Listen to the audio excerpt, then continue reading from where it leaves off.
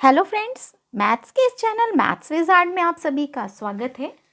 आज मैं रेशो के जो क्वेश्चंस लेके आई हूँ उसमें कुछ क्वेश्चन ऐसे हैं जो मेंसुरेशन से रिलेटेड है। तो मेंसुरेशन मतलब क्षेत्रमिति से रिलेटेड, लेकिन वो क्षेत्रमिति में नहीं बनाएंगे, वो जल्दी रेशियो में जल्दी बनता है यदि उसमें रेशियो दिया है। जैसा पहला क्वेश्चन लिखा है, यदि किसी गोले के क्षेत्रफल में 25:36 का अनुपात हो तो उसके आयतन में अनुपात क्या होगा। क्वेश्चन में देखिएगा, इसमें एरिया दिया गया है। एरिया क्षेत्रफल दिया गया हो, कभी भी अगर एरिया दिया है इट मीन्स यहाँ जो दिया है 25:36 दिया है। एरिया का जो हम फॉर्मूला पढ़ते हैं क्षेत्रफल का, उसमें सभी में ये स्क्वायर होते हैं। आप देखिएगा जो रेशियो दिया गया है वो हमेशा किसी न किसी डिजिट का स्क्वायर होगा। तो सबसे पहले हमें ये फाइंड आउट करना पड़ता है कि ये किस डिजिट के स्क्वायर है। ये 5 का स्क्वायर 25 है और 36 इट मीन्स हम बोल सकते हैं ये 6 का स्क्वायर है। अब क्वेश्चन में क्या पूछा गया, लास्ट लाइन, आयतन में क्या अनुपात होगा। आयतन इट मीन्स वॉल्यूम, वॉल्यूम का रेशियो पूछा है। तो जो वॉल्यूम वाले फॉर्मूला पढ़ते हैं, वॉल्यूम वाले फॉर्मूला में हमेशा ये क्यूब होते हैं। जब हमने पढ़ा था इट मीन्स हम ये बोल सकते हैं कि जो डिजिट हमने निकाला है उसका क्यूब ही हमारा आंसर होगा। 5 का क्यूब होता है 125 और 6 का क्यूब होता है 216। इट मीन्स हमारे क्वेश्चन के अकॉर्डिंग जो हमारा आंसर होगा that is our answer is 125:216। लेकिन इसी क्वेश्चन को यदि हम पलट दें, क्वेश्चन जैसे बोला गया है कि किसी गोले के आयतनों में 125:216 हो तो उसके क्षेत्रफल में क्या अनुपात होगा, ये पूछा जाता है। इस कंडीशन में हम इसको भी पलट देते हैं। इट मीन्स वॉल्यूम दिया गया है आपको 125:216। अब पूछा गया है एरिया, एरिया पूछा गया है मतलब स्क्वायर पूछा गया। तो सबसे पहले हम निकालेंगे ये किसका क्यूब है, ये 5 का क्यूब है और ये 6 का क्यूब दिया है जैसा कि ऊपर हमने किया है अभी। तो 5 का क्यूब इट मीन्स एरिया निकालना है, तो 5 का स्क्वायर कितना होता है दैट इज 25 और 6 का जो स्क्वायर निकलेगा दैट इज 36। तो इस क्वेश्चन के अकॉर्डिंग हमारा जो आंसर हो जाएगा वो 25:36। ये बहुत सारे क्वेश्चंस में आ चुका है, बहुत सारे पेपर में दिया गया है। तो इसको बनाने की प्रोसेस ये है, ये नहीं कि हम एरिया का फॉर्मूला लगाएं और वॉल्यूम इसका रेशियो में कन्वर्ट करें और फिर वॉल्यूम दिया गया है यदि क्वेश्चन में तो वॉल्यूम का फॉर्मूला लगा के हम एरिया निकालें, आएगा यही रेशियो में। लेकिन उतना लंबा नहीं बनाएंगे। जो क्वेश्चंस आते हैं एक्चुअली में एग्जाम में वो शॉर्ट ट्रिक बेस से रहते हैं, हमें विद इन अ सेकेंड या 30 सेकेंड टू 60 सेकेंड के मिड में एक क्वेश्चन रीड भी करना है और सॉल्व भी करना है। तो इसकी जो शॉर्ट ट्रिक होती है मोस्टली क्वेश्चन वैसे ही रहते हैं। नेक्स्ट क्वेश्चन देखते हैं। नेक्स्ट क्वेश्चन में लिखा है कि यदि किसी गोले के क्षेत्रफल में, अब देखिए एरिया दिया गया है, एरिया का जो रेशियो दिया गया है 0.05 रेशियो 0.25 दिया है। वीडियो को पॉज कर लीजिएगा, पहले आप बना लीजिए उसके बाद फिर मेरी ट्रिक देखिएगा। नेक्स्ट, इसमें भी क्वेश्चन में लास्ट में पूछा है आयतन में अनुपात क्या होगा। तो सबसे पहले हम निकालेंगे कि ये किसका स्क्वायर दिया गया है। तो ये स्क्वायर है 0.2 का और ये देखेंगे तो ये 0.5 का, ये स्क्वायर दिया गया है। नेक्स्ट, अब वॉल्यूम बताना है मतलब क्यूब, तो इसका क्यूब देखेंगे तो 0.008 आएगा और अगर हम इसका देखते हैं तो इसका आता है 0.125। ये हमारा आंसर हो जाएगा इस क्वेश्चन के अकॉर्डिंग। नेक्स्ट क्वेश्चन यदि हम देखते हैं तो नेक्स्ट क्वेश्चन भी सेम है, लेकिन अब ये क्वेश्चन इसके अकॉर्डिंग जैसे हमने फर्स्ट क्वेश्चन को टर्न किया था वैसे ही चेंज हो रहा है। यदि किसी गोले के आयतनों में 343:125 का अनुपात है तो उसके क्षेत्रफल का अनुपात बताएं। इट मीन्स वॉल्यूम दिया गया है आपको, वॉल्यूम कितना दिया गया है 343:125। अब अगर हम देखें तो वॉल्यूम का मतलब क्यूब होता है, किसी ना किसी डेटा का क्यूब होगा। ये 7 का क्यूब हो गया और ये 5 का क्यूब हो गया। इट मीन्स हमें एरिया बताना है, क्षेत्रफल। तो 7 का हम एरिया बताएंगे, 7 का जो एरिया आएगा इट मीन्स जो स्क्वायर होता है वो हम बताएंगे। तो 7 का स्क्वायर कितना होता है 49 और 5 का होता है 25। इट मीन्स 49:25 हमारा आंसर हो जाएगा। नेक्स्ट क्वेश्चन देखते हैं। यदि किसी गोले के आयतन में 1/64:1 का अनुपात दिया गया। अब देखिए फिर वॉल्यूम दी गई है यहाँ पर, वॉल्यूम इट मीन्स क्यूब, 1/64 दिया गया 1:1 अब हमें डेटा निकालना है, इट मीन्स 1/64 किसका क्यूब है, 4 का, और 1 मतलब 1 ही आएगा क्योंकि 1 किसी का भी स्क्वायर या क्यूब अगर होता है तो वो 1 ही होगा। और वॉल्यूम पूछा गया है यहाँ, सॉरी एरिया पूछी गई है, तो एरिया इट मीन्स क्या होता है, स्क्वायर। तो 1/4 का स्क्वायर 16 और 1 का 1, मतलब ये आंसर हमारे इस टाइप से आ जाएंगे। नेक्स्ट टाइप के क्वेश्चन एक्सप्लेन कर रही हूँ। अब जैसे क्वेश्चन लिखा है 41, 51, 50 और 62 में क्या जोड़ा जाए कि वे समानुपाती हो जाएं। समानुपाती जैसा आपको मीनिंग मालूम है कि फर्स्ट एंड लास्ट डेटा को मल्टीप्लाई करें और मिड की डेटा मल्टीप्लाई करें, तो उसका जो आंसर आना चाहिए वो हमेशा इक्वल होना चाहिए। ये स्ट्रक्चर मैंने पहले कराया है। A/B फिर समानुपात C/D, इसको हम लिखते हैं A/B equal C/D। Cross multiply किया या फिर हमने इसके लिए एक्सप्लेन किया था first and last data, mid की 2 डेटा मल्टीप्लाई होती, देखिए AD इक्वल BC, मतलब A और D को मल्टीप्लाई करें और B और C को मल्टीप्लाई करें। डेटा यदि इक्वल आता है तो ये हमेशा समानुपाती होते हैं, ये कहा जाता है। सेम इसी टाइप के क्वेश्चन, इसमें मैं फॉर्मूला ऐसे नहीं दे रही हूँ, मैं इसी के बेस से एक्सप्लेन करूँगी। देखिए ये फॉर्मूला हमने फर्स्ट टाइप में एक्सप्लेन किया था, फर्स्ट का मैं लिंक डाल दूंगी, आपने वीडियो नहीं देखा है तो पहले इसको क्लियर कर लीजिएगा। अब देखिए इस टाइप के क्वेश्चंस में जो फॉर्मूला बनेंगे इसी के बेस से बना रही हूँ।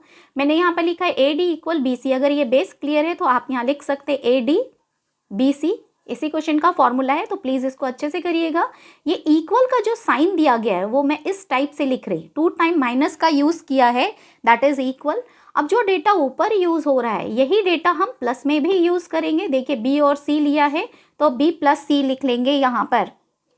नेक्स्ट, अब जो वैल्यू दी गई है, जैसे क्वेश्चन में क्या लिखा गया है यहाँ पर, फर्स्ट डेटा 41 है, फिर 51 है, फिर 50 और 62 है। अब इसको इसके अकॉर्डिंग सिर्फ हम बैठा देंगे। A it means first data बैठाएंगे, that is 41, into last data कितना दिया गया है, that is 62, minus second data B it means second data, that is 51, into और जो थर्ड डेटा दी गई है दैट इज 50।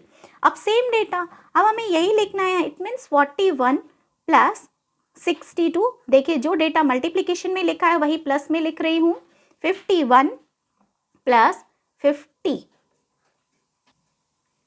हाँ, अब यहाँ इन दोनों का अगर हम मल्टीप्लिकेशन करते हैं तो वैदिक मैथ्स भी हमने कराया है, उसके बेस से आप कर सकते हो।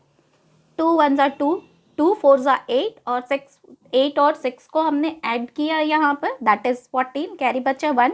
अब इसके आगे डिजिट नहीं, 2 मल्टीप्लाई नहीं होगा, 6 4 ज़ा 24 और 1 ऐड कर दिया 25।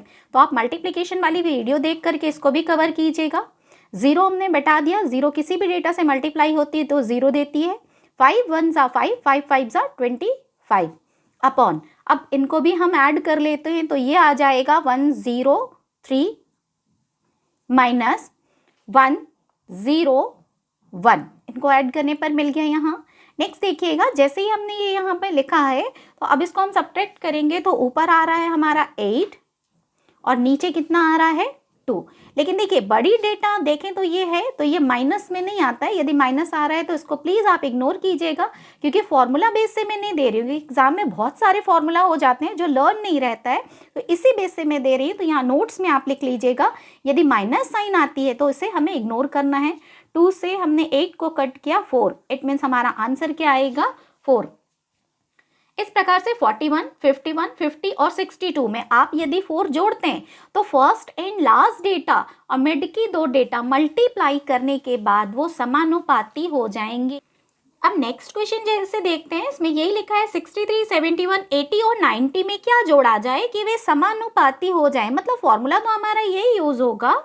अब इसमें हम डायरेक्ट बैठा रहे हैं, जैसे हमें मालूम है first and last data multiply होती है, 63 इंटू 90, ये फर्स्ट एंड लास्ट डेटा हो गया हमारा, फॉर्मूला में भी सेम दिया गया है। और मिड की जो 2 डेटा है 71 इंटू 80, ये मल्टीप्लाई होगी और नीचे इन्हीं का एडिशन करना है, इट मीन 63 प्लस 90 ही लिखेंगे, माइनस 71 प्लस 80 ही आएगा। अब इसको आप मल्टीप्लाई कर सकते हो क्योंकि ये 0 आ जाएगा और 9 से सिर्फ मल्टीप्लाई करना है हमें यहाँ पर, तो इसका मल्टीप्लिकेशन आता है 5 6 7 0, नेक्स्ट, अब 71 में यदि हम मल्टीप्लाई करें, देखिए इसमें मल्टीप्लिकेशन कुछ नहीं है, 8 7 जा, सिर्फ हमें लेना है 56 और 8 1 जा 8 और 0 हमने यहाँ पर बैठा दिया। नेक्स्ट, अपॉन में यदि हम टोटल करते हैं तो ये टोटल भी बहुत ईजी है, जैसा हमें दिख रहा है यहाँ पर। पहला का जो टोटल आएगा 153 माइनस इनको हम टोटल करते हैं तो 7 8 15 और पीछे 1 दिया गया है, इट मीन्स 151। अब इनको आप सब्ट्रैक्ट कर लीजिए, 10 अपॉन 2। अब फिर दिख रहा है हमें ये बड़ी डेटा के आगे माइनस है, इट मीन्स माइनस को इग्नोर करना है। अब हमारा आंसर क्या आ रहा है यहाँ पर, इसको डिवाइड करने पर, दैट इज 5। तो 5 ऐसी संख्या मिल गई जिसे 63 में जोड़ा जाए, 71 में, 80 और 90 में। तो फर्स्ट एंड लास्ट को मल्टीप्लाई करेंगे और मिड की 2 डिजिट मल्टीप्लाई करेंगे तो वो समानुपात में आ जाएंगे। नेक्स्ट क्वेश्चन फिर हम इसी के अकॉर्डिंग देखते हैं। अब मैं ओरली बैठा रही हूँ, इट मीन्स नेक्स्ट क्वेश्चन में 20 इंटू 67 हो जाएगा, फिर माइनस साइन लगाएंगे, 32 इंटू 40 करेंगे और इन्हीं का ही सम भी नीचे लिखना है, it means 20 plus 67 minus 32 plus 40। Next, equal में 20 और 67 का अगर हम मल्टीप्लिकेशन करते हैं तो आता है 1340 माइनस, अब इससे 32 इंटू 4 करते हैं तो इसका मल्टीप्लिकेशन आता है 1280। इनका टोटल यदि हम करते हैं दैट इज 67 6 to 8 87 और इसको हम टोटल करते हैं तो 4372 ये मिल गया हमें। इनका हमने डिफरेंस निकाल लिया तो डिफरेंस कितना आ रहा है, 60 अपॉन 15। 15 4 जा आता है, ये 4 लिख दिया हमने, इट मीन्स ये घटाया जाए बोला गया था, इट मीन्स 20 32 40 एंड 67 में 4 को हम माइनस करेंगे तो वो प्रोपोर्शन के फॉर्म में आ जाएगा। नेक्स्ट, यदि क्वेश्चन नेक्स्ट हम देखते हैं तो वो भी इसी प्रकार से है कि क्या घटाया जाए 31 51 25 एंड 40 में कि वे समानुपाती हो जाए। इट मीन्स 31 इंटू हम क्या लिखेंगे 40 माइनस 51 इंटू 25 करेंगे अपॉन 31 जो डेटा हम मल्टीप्लाई कर रहे हैं उसी का टोटल करना है हमें, ये पहले ही हमने फॉर्मूले में बता दिया था, और 51 प्लस 25। अब ये आप पूरा वर्क कर सकते हो, इसको मल्टीप्लाई भी कर सकते हो, कोई डिजिट टफ नहीं है इसमें। तो मैं यहाँ लिखते जा रही हूँ, आप प्लीज़ देखते जाइएगा।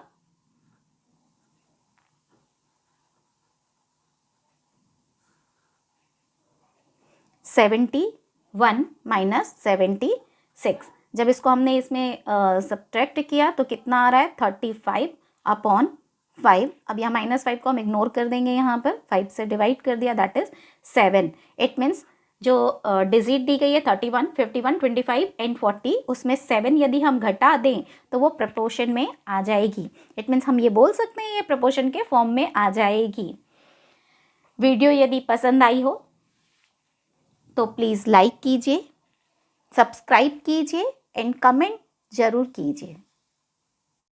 वीडियो यदि पसंद आई हो तो प्लीज़ लाइक कीजिए, सब्सक्राइब कीजिए एंड शेयर करना ना भूलें। Thank you.